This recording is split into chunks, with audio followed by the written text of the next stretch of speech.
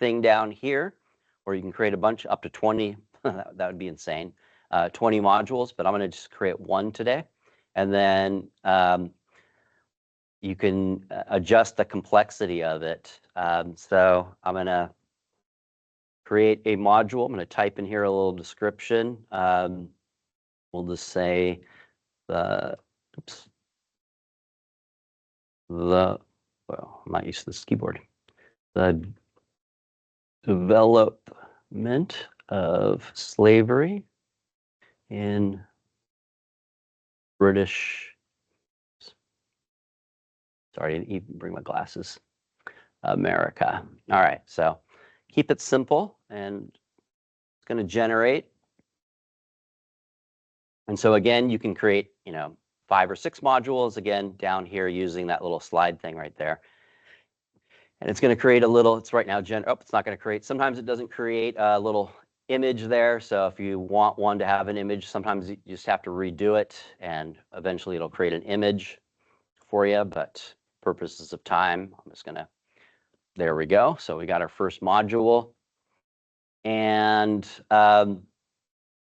so what I've always liked to do is to use my own content, either lectures or things that I have gone over to create assignments with. And so I have quite a few lectures in here that I've archived. So I'm just going to take the content, and what I like about the generation tools that are now available, it's you can take your tools, plug them in, and the AI tools, particularly H5P, will generate assignments for you.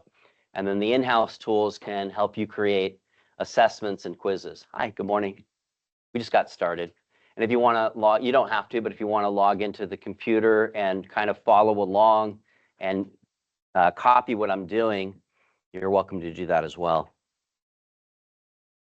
Okay, so here I go. I've got some content I want to deliver. I'm just going to my archive of things. I'm going to go to the notes. And what I'll do here is I've got this video here.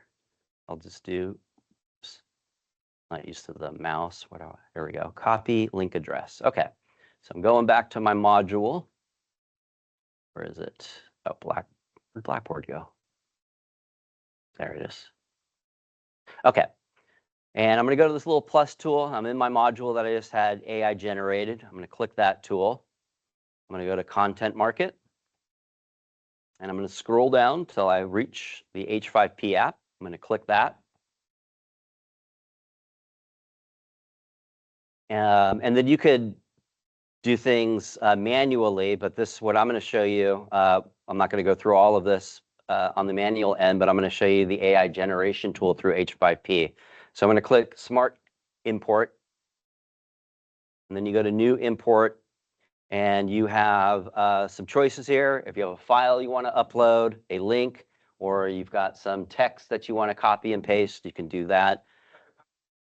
It could be, yeah, anything, yeah. And so I've copied a YouTube video that I want to create content. And then down here, I'm not going to do that now for purposes of time, but it does help to have a specific learning objective to type in there, because that will help the H5P generation tool with the assessments it's going to create that I'll show you in just a second, get a little bit more specific, but won't do that right now. It's usually pretty good enough anyway what it creates. So I'm going to go ahead and do that. And while that's generating, I'm going to grab another piece of content. And this, so I can show you just how to copy and paste in there. So I'm going to take some notes from this particular component of this lecture and just copy and paste the text. Yeah, it's just Google Sites. So I just archive. It's just easier for me to grab. So when I'm in class, I'm not looking for my little flash drive that I always lose. I always lose them. So where am I at?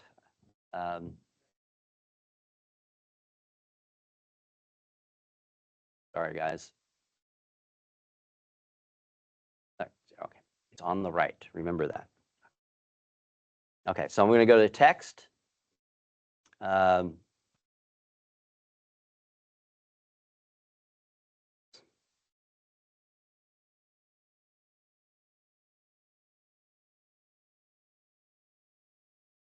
And this is where I'm going to paste it. And that's where I could put a learning objective there, but I'm not going to do that for this. And click submit. So this one has already halfway generated. So I'm going to go to review text. And here's where, so that is basically giving me the transcripts to that YouTube video I just put in there. So it is a good idea to go through it, because sometimes the term that our keynote speaker, sometimes it'll put hallucinations in there or just some nonsense.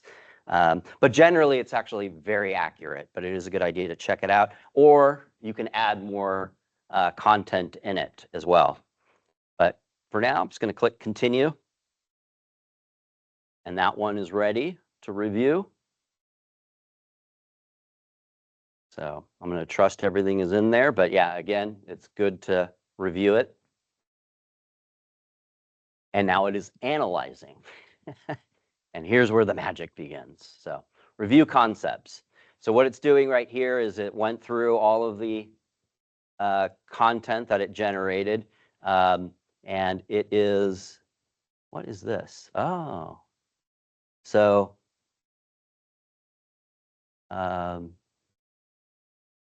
this is, so yeah, this is a good thing. So I didn't see anything about a plane crash or Trump's response. Pretty sure. Copy, I'm going to make sure I copied it from the correct thing.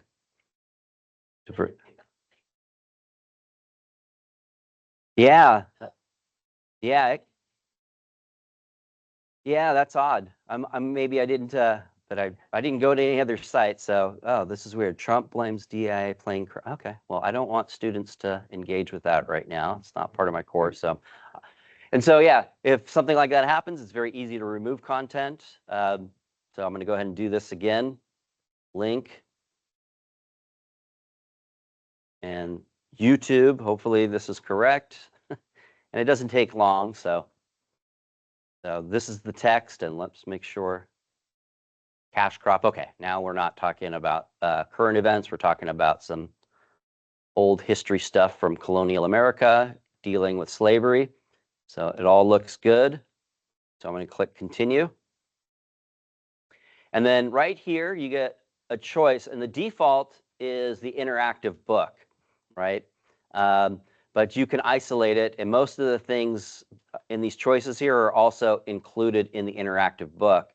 But things like the crossword isn't in there, or dialogue, cards are not in there.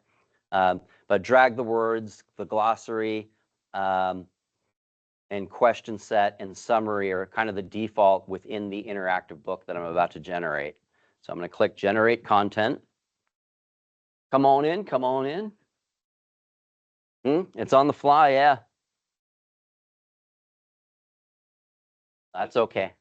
Just give me a note from your doctor at the end of class. No, I'm just kidding. Okay, so. All right, so here's the text from the YouTube video. And let's see if it generates correctly this time. Okay. So now this is what I copied and pasted in here. It's telling me to see content. Slavery in British America, interactive book. And a couple of things that you want to do up front. You want to go to edit. And you can customize this. I'm not going to go through too much of this, but for my purposes, I like to drag the summary up above. So that's the first thing the students do, but you could do it to any of your likings when you customize it. And I typically get rid of the abstract, but you're going to see there's an abstract, there's key points, and then there's a summary. For my taste, I just provide them. I actually create learning objectives here, but it'll generate automatic key points of what is just being summarized here. And that's usually what I provide my students. So just for my liking, I get rid of the abstract and I get rid of the summary. A lot of that information is in the default glossary terms. Right? Oops, I don't want that there. And then I typically get rid of quite a bit here because to me, it looks a little busy once you open it up. And I think students get a little overwhelmed. And so for my purposes, the things that actually are pretty helpful for students is the quiz and the drag the words, right? The course, this is what the students will be reading in order to learn the information so they can take the quiz and the drag the words. But here's something you got to be really aware of before you launch this in your course. You want to go to share with organization. And for whatever reason, if you do not do this, it will not sync with your gradebook. So what I just did is I scrolled down to the bottom of the page. I went to share with organization, and I clicked all content. You can have, I won't go through this, but if you get further into H5P, you can see how you can create your own folders, right? But we'll just go here. Also, you most likely want to click these things, allow logged in users to resume content, especially if you're offering them like a documentary to watch, something that's going to take them maybe an hour to go through. This way, if they only got 10 minutes, they can go through it. And if you don't, then it starts them over. We're right to the beginning, right? And obviously that can be pretty frustrating to a student. And then I always allow students to have access to their detailed reports. But if you find a reason not for that, then you don't have to do that. And then I'm going to go ahead and click Save. Okay. And I'll go ahead and insert it as well into the folder. So in that folder, we now have that. And then, well, I'm going to go ahead and put the other piece of content that I generated in there as well. So I'm going back to Content Market. One thing a little frustrating is you can only insert one thing at a time. I wish there was an all thing click, but hopefully that's in the pipeline, but it doesn't take too long to do this. So going back to Smart Content, Development of Slavery, an introduction, clicking this. It pays to go through this, and if there is something in there that you don't want students to, you can just simply just click there and take that out, right? So I'm going to click Continue, just kind of doing the same thing. And this one right here, and just to show you, that was a YouTube video, and if you do just click interactive book with a YouTube video, it'll embed the YouTube video within the interactive book. But just to show you how you can just isolate a YouTube video, I'll just do that. And I'm going to click interactive video and unclick interactive book. You could do both too, for if there's any reason you want to do that, and generate content. And while that's going, I'll just show you what it looks like for a student and what I just created previously.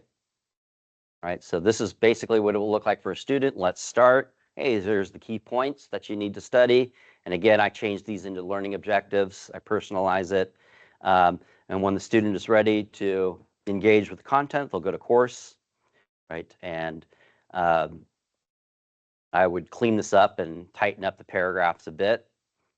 And you can do that in the edit button. But once they're done reading that content right there, and if they need further clarification, they can go to the glossary that was just generated. I mean, this is magic, guys.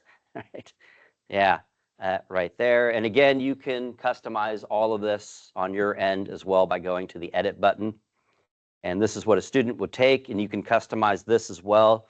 There's a place within the editing button where you can create a question set to only deliver, like, whatever you want, like 5 questions at a time. And I could show you that a little bit later if you like. And then I particularly like this. This is helpful. Gives students the opportunity to get familiar with just basic vocabulary. And then one thing you want to point out to students to avoid too many emails, because what they'll do is just go, okay, cool, and then they'll just click out. They've got to, when they're finished, they got to submit a summary and submit, and then they have to submit report. If they don't do that, you won't see that they did anything, and their grade won't go to the grade book. Now, yeah, because I shared it with the organization. So for whatever reason, you have to do that. Otherwise, it will not sync with the grade book. At least that's been my experience. Okay. So I'm going to go back to the H5P, go to Smart Content, and here we go, See Content, YouTube. So it tells you the type. So there's the YouTube video I just created, See Content. I'm going to go in and edit it real quick. Right, so this is just an interactive video. And one thing you want, if you're creating an interactive video, I wish the default was that they can't go, because right now, watch what they can do. I don't want to watch all of this because I'm a student, I'm very busy, so I'm just going to go to the questions, right? So you don't want that because you want them to engage with the material. So let's make sure that that is the case. And so what you want to do is, thank you very much, I don't need a tour. You go to Add Interactions, scroll down a little bit, and Behavioral Settings. And there's all sorts of, like if you, for some reason you want them to start at a certain time, you could do that. You can do autoplay video, right? So you can kind of go through, there's all sorts of options. I don't usually bother with any of those things except for this one. This is the navigation cursor. And I always click it to forward, which prevents them from fast forwarding it. And then I'm going to go through what I just did earlier, share organization, pick folder, all content, LTI settings, allow users to resume content, and allow them to view their report. And then from here, just save and insert, and voila. I've got 2 assignments ready to go. Now, the issue with H5P, at least from my end, and then you would want to make it visible to students. Oh, before I get to that, another thing you want to be aware of is you want to go to the 3 little dots, edit.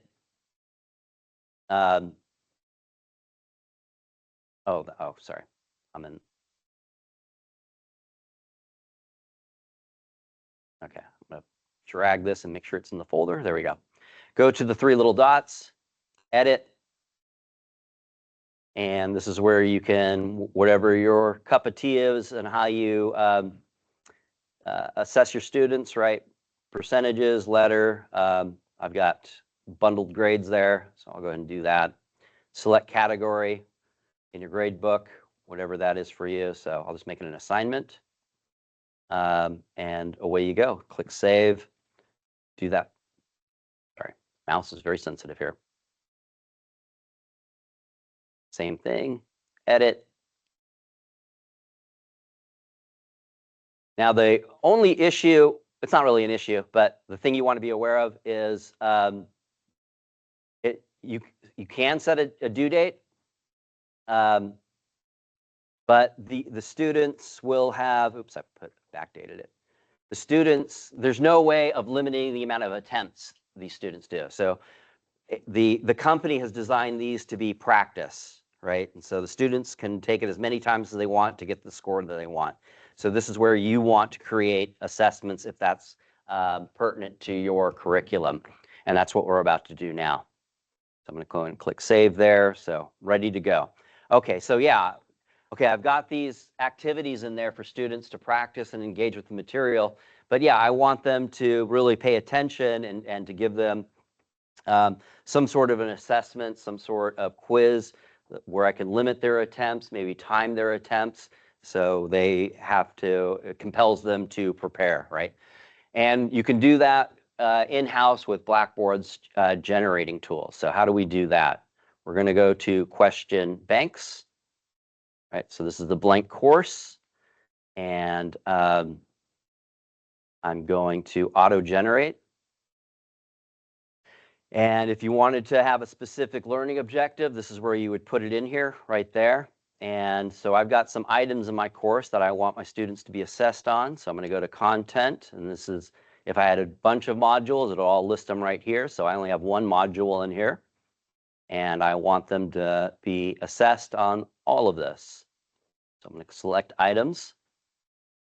And right here, it'll say inspire me, essay, right? You've got choices right here. Inspire me will be a collection of all of these. But let's say I want a multiple choice quiz, right? And I want it to be a 10 question. So what I'm doing here is creating a question set. So just be aware of that. And then you can adjust the complexity of it. I'm a really mean teacher, so I make my questions always high complex. And then you go down here and click generate and go get yourself a cup of coffee and then wait for it to generate. It doesn't actually take that long. Absolutely.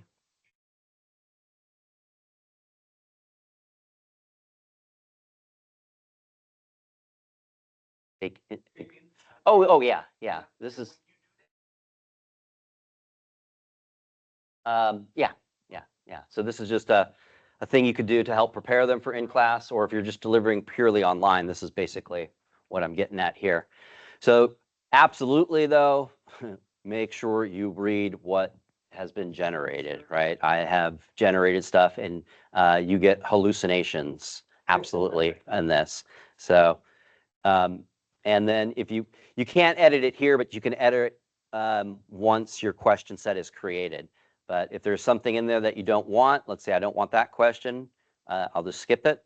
So I'm going to go through question 3, question 4. That one looks good, right? And for purposes of time, I'm just going to go through this. But yeah, make sure you read the questions very carefully.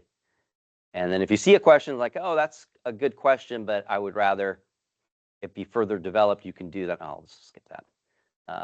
Anyway, let's say I'm only going to add 3 questions. Well, no.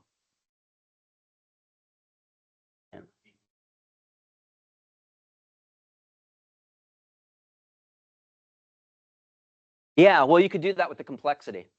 It'll generate. So if you want it to be less complex, it'll do that. So now I have a question set right there.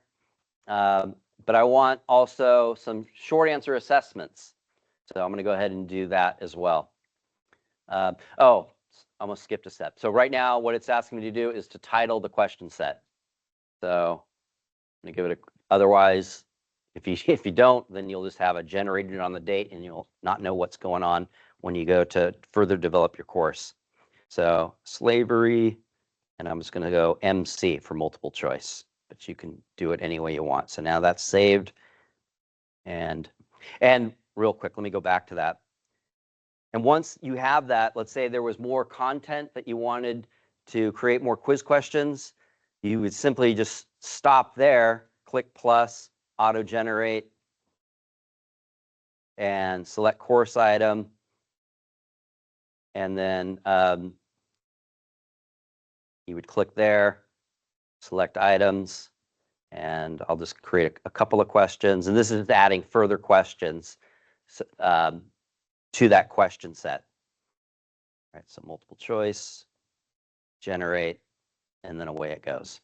And again, right here, this window, if you wanted to get a little bit more specific on a learning objective, that's where you would type that. Review your questions to make sure that they make sense. And sometimes, it'll grab something from who knows where and has nothing to do with your content. So really be cognitive of that. And there you go. So now I've got 7 questions in that question set. But yeah, I want some short answer assessments. So I'm going to click out of this because I'm in the slavery multiple choice question set that I created. So I want to create a new question set. And so I'm going to do auto generate again.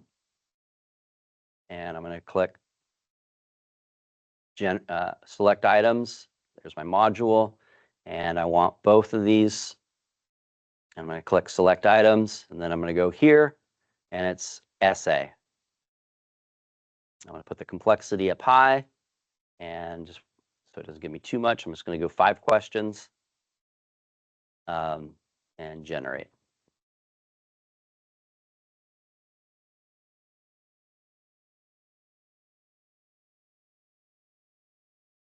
Any questions at all while it's generating? Is this new to everybody? Just okay, cool. And this is what I really like about this too, because and definitely read this, but it does generate feedback, right? And so typically what I do is I'll go through that, and I don't want to give them too much specific feedback because, you know, what I'm looking for, at least in a history class, is that they've engaged with the material. And a lot of the feedback that it gives, that one's a little specific, but sometimes it'll give them a real general response. And you could put in your instructions for the assessment you're going to create, I want dates, I want relevant individuals, I want relevant geography, and typically it won't add there. And if you don't want too many specifics, you can later go in there and edit the stuff out, right? So go through it, make sure it makes sense. Sometimes it doesn't, but typically it does. It's pretty interesting how it does all this.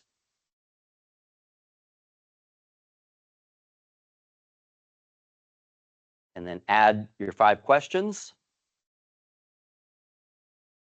Wants me to title it. So slavery, short answers. And there we go. Okay, so that's my question bank. And I'm going to go back here. And now most of you guys are probably familiar with this. I'll just go through it real quick, but I'm creating a quiz. So I'm going to test. And I'll go ahead and title it slavery.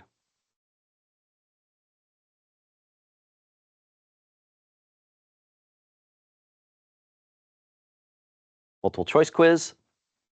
And plus, I'm going to go to add question pool. And then I'm going to scroll down from here. And there's my slavery multiple choice question set that I just created from auto generation. I'm going to click that.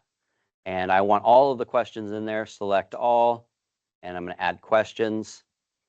And there are 7 in there, but I only want them to only get 5 in there, right? And that's very nice. If you're not familiar with creating question sets, it's nice because if they're sitting there at a computer lab, it diminishes their ability just to copy what the other person's doing because they will get a different question. I'm going to click save. Go through here. And you guys are probably familiar with all of this stuff, but just in case you're not, I'll just quickly go through it, right? And I like this a lot. Display 1 question at a time, prohibit backtracking, randomize questions. And if you have no reason to do that, then don't. But randomize answers, I like that because instead, especially for dual credit students, they'll be in a computer lab. The answer is A, right? And so that is a nice tool to have. But that's been around for a while.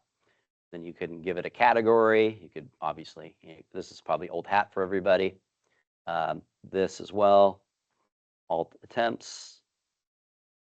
Do whatever you want with that. If you don't want it posted for some reason, you could do that. And you have a choice here. I'm just going to click that. And then if you want, you can show them correct answers. For a multiple choice question, I typically don't do that. And then I click save. You do time limits and all that, but let's move on from there. So now I have a quiz. Make sure it's available to the students. And now I want to create a short answer assessment. So let's create a short answer assessment from what was just generated. Click test. Slavery. Short answer assessment.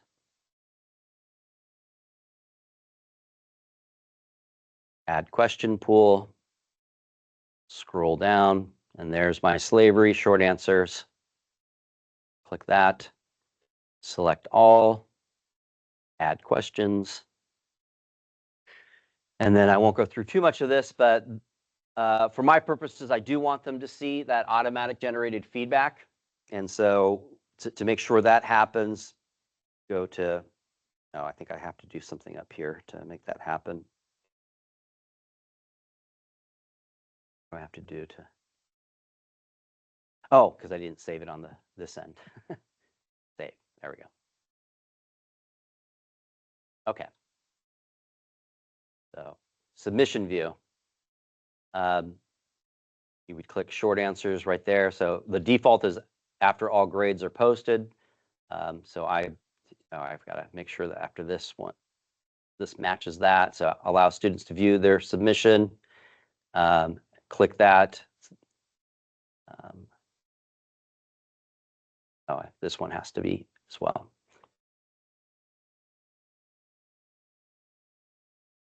and save. Okay. And then if you you can edit anything that was generated from here or straight from the question bank. So this is where you would edit and customize. Right, so you'd go through it, click here, edit, and then make sure you tick that down because that's the feedback. So for some reason, if you wanted to customize this or make it an entire different question, if you wanted to edit this in any way, take it away, add stuff to it, that's where you would do that. So you want to make sure you click save, but I wanted to show you that real quick. And that is basically it of how to create a course on the fly, right? I've been asked to create OERs in the past, and as recent as a year ago, we created OERs for our dual credit students, and it took me the entire semester creating quizzes, creating, uploading content, and particularly the multiple choice. That was the worst, creating multiple choice questions for model courses for our dual credit faculty, because well, at least for me, I would always screw those things up, right? It wouldn't be keyed correctly is typically what would happen. And this helps ensure that it's typically keyed correctly. Obviously, it can make errors, so it's, again, very helpful to really read what has been generated. But it's a nice tool, right? I do remember once ChatGPT came on the line, I was, like many of you, going, oh my gosh, this is the end of education. And then I saw how we could leverage it. And it makes things a lot easier for us, because for me, creating these courses, whether I was creating it for the department or just for myself, it took away from the time and energy to be a little bit creative about what I was going to do with this stuff. Because by the time I was done creating, I was like, I'm done. All my creativity is sapped. And then you could begin customizing this stuff so it's a little bit more engaging for students, because you'll have the time and the energy to do so. Any questions about what I just went over? Do you want me to go back and take a look at H5P again? Yeah. I don't know what it stands for, but were you here when I? Yeah. Yeah, let me just go over it real quick again, because yeah. Oh, okay. But do you want me to show you how to yeah, so let me just go over that again real quick.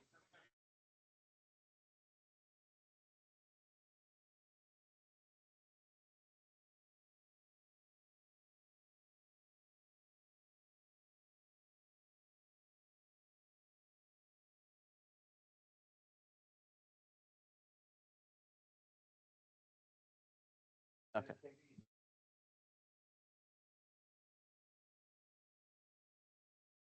Yeah. So you go to content market, scroll down to H5P, right? Grab whatever content you want. So this one, I'll just do instead of copying and pasting, I'll just do the entire link there. Yeah, absolutely.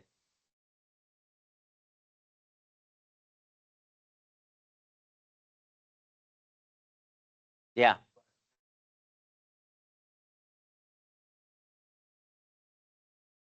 Oh, okay.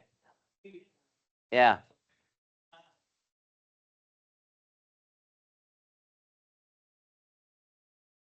This is, yeah. This stuff's real helpful, because not only will you can take content in, it creates activities for students, right? So I'm going to new import. So if you didn't see what I did, you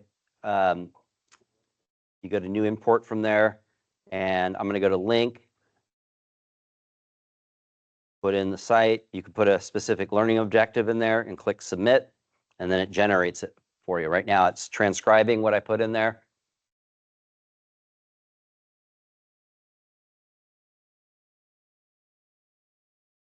No, these are things that I've created for my students over the years. Yeah. But yeah,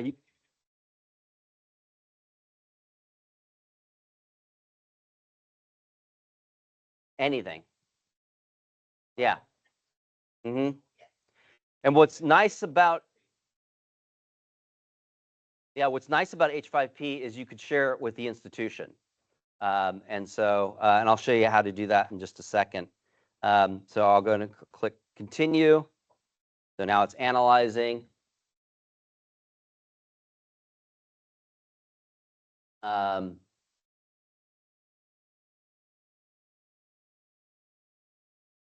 Too long.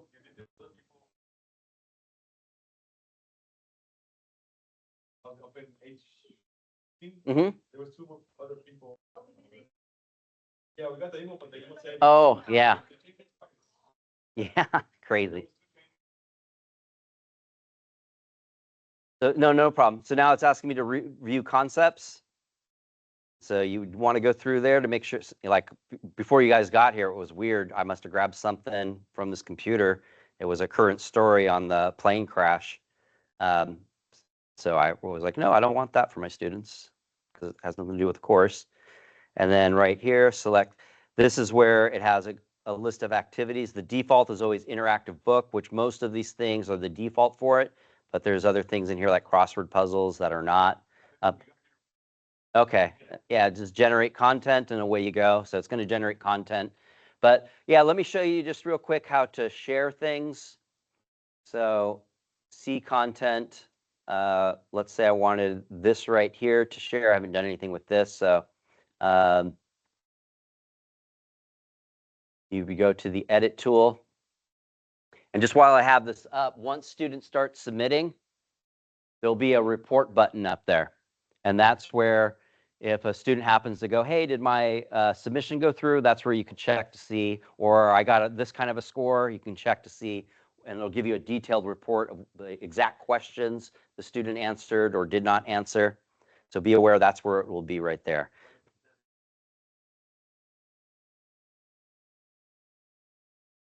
Yeah.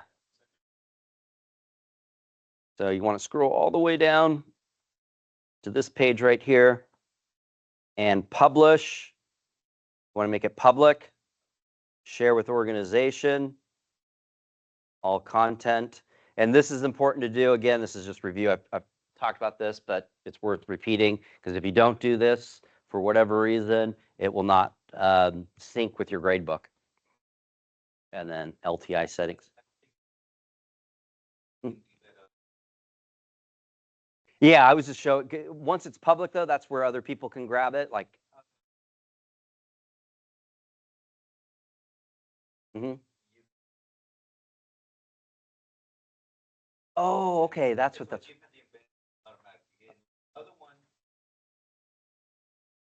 Okay.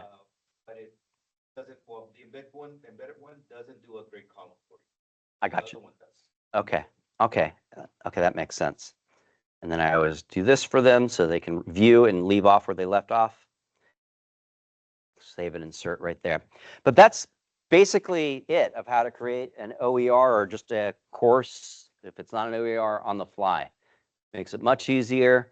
And then, as I said in the beginning, is there anything, anybody, if there's anybody on chat, I don't know if anybody's coming in chat, but if anyone has any other. Well, I think they have to. Oh, okay. Where you have the sharing. Yeah. Yeah, we need to create. Okay, I gotcha. Yeah. Oh, yeah.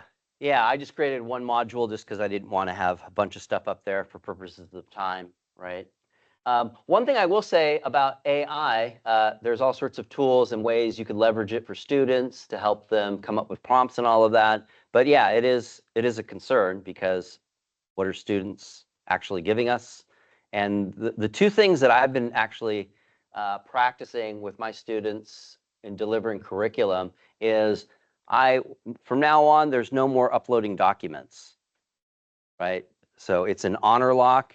I'll give them the prompt ahead of time. Here, if they're going to write a 2-paragraph paper or whatever, 5-paragraph paper or whatever, a 2-page paper, I'll give them enough time, and you're going to type it in real time, right?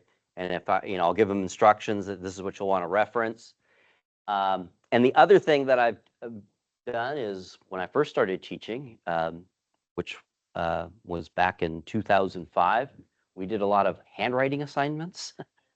And so I'm requiring my online students for major assessments and face-to-face students to submit handwritten work. And the tools here make it very easy for them to take an image of something they do and to upload it. So because it's terribly frustrating, because the thing that I've been excited about AI is it helped me pause, because I think like many of you probably, it's just been a lot of momentum, a lot of assumptions about what we're doing, and it helped me pause and going, what am I doing here?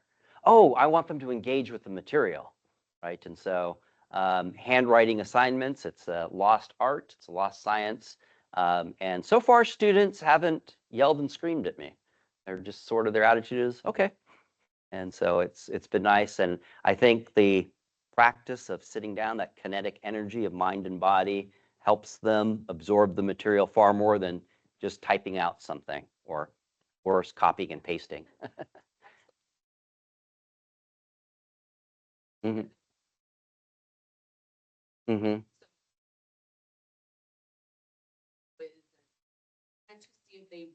Yeah.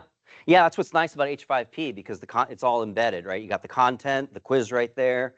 And so the students aren't having to go all over Blackboard to find, well, what do I have to read for this? It's all there embedded for them. Yeah.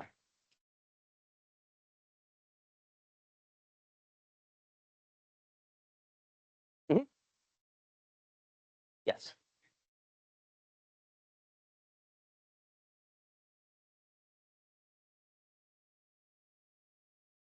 Oh, yeah.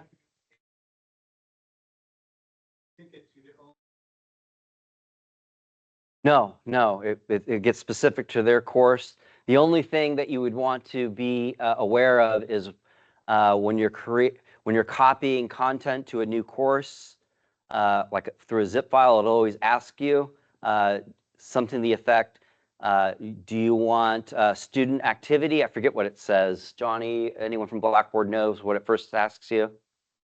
But basically, it's if you don't click no, it'll grab all of your announcements. It'll grab like for the H5P, where you have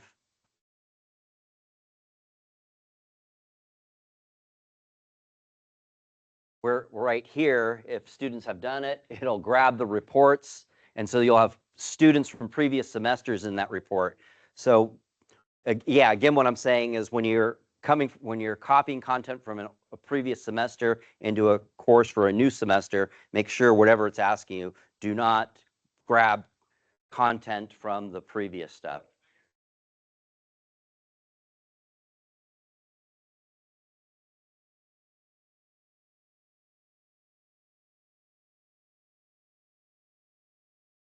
No, it's basically going to the H5P cloud. And so,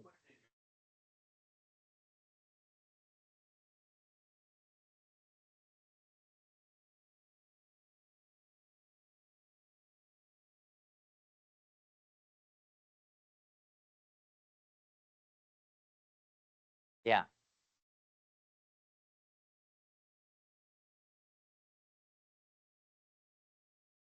from here or in the edit?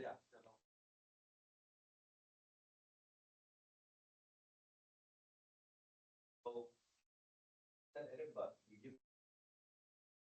give you an option to download the H5P file or that H5P. So that one's going to be like a Chrome that you can put in here if you want to edit it. Oh, Because I was going to mention just see what happens. one of the advantages, and I'm pretty sure I'm using it this way also. If you have more than one section for that course, when you create the content, you can put it in all your sections. You don't have to recreate it or create it again. Right? Yeah. Now, if you're sharing this as a master course and and you give the rights, and that has another button where you can share the collaborative, right? If they edit or if you edit anything in one of your courses, it'll change it in all the courses. So if you want to have something a little different in one course than the other one, you need to do that same thing, right? And duplicate, or you can be an H5P and clone it or duplicate it. And then that's going to be one individually for that. So if you're sharing content with other people and they want to change it, right, then you need to tell them, okay, if you're gonna change it and they have editing rights, then they really need to do the reuse and do their own or their clone. And then they can edit down, because not, if you're in a master course and you give access to a lot of people, whenever they edit it, it's gonna edit it in all the courses that they're making. So it'll update like that. So that's one of the nice things, that if you're using it for yourself, right? Anytime you're using it, if you update it, it'll update it on your classes. Yeah. So, Which is, yeah, I used to use Edpuzzle, and Edpuzzle, you would have to click, it would transfer the link of Edpuzzle to your new course from your previous course, but then you would have to remember to click that link and then re-upload from Edpuzzle. H5P, it's automatic. The content is there.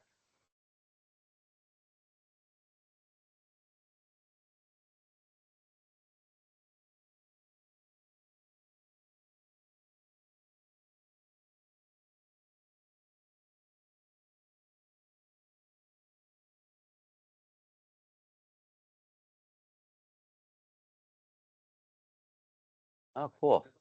you can download that H5P file. You go to your LTI, the H5P, right? And you're gonna create something, instead of using the smart import, you can create, and then you can click upload file. And you have that H5P file, Oh, okay, that's gotcha. when you can upload, and that's how you would add it. Oh, it's good. I learned something here. Yeah. Yeah. Nice. Yeah. Yeah. Any other questions or comments? Anything from the chat?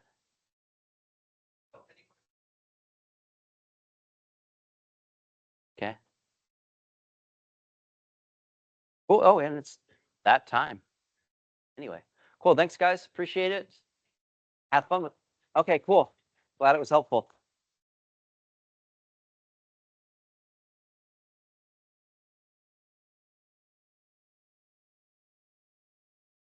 Take care, man. You start. Okay.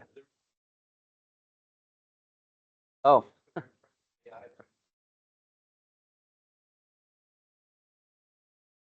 What was the question? Do they have to reference AI when creating assignments? The students? Writing terms, they reference it on the actual website. Oh. Like. I think that I just kind of because that's something that's been used the AI in different areas. Do you cite that? But I mean, it's already in.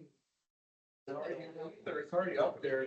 The way that we've been treating that is, if you're using an OER that is free, so if you're using an OER text in your report, you're already needing to do a reference for that in your report, right? So if that's being referenced and that's what you're using to create your question, I think that covers it. Like, Yeah. compared it to.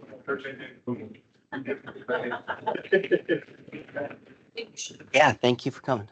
Thank you.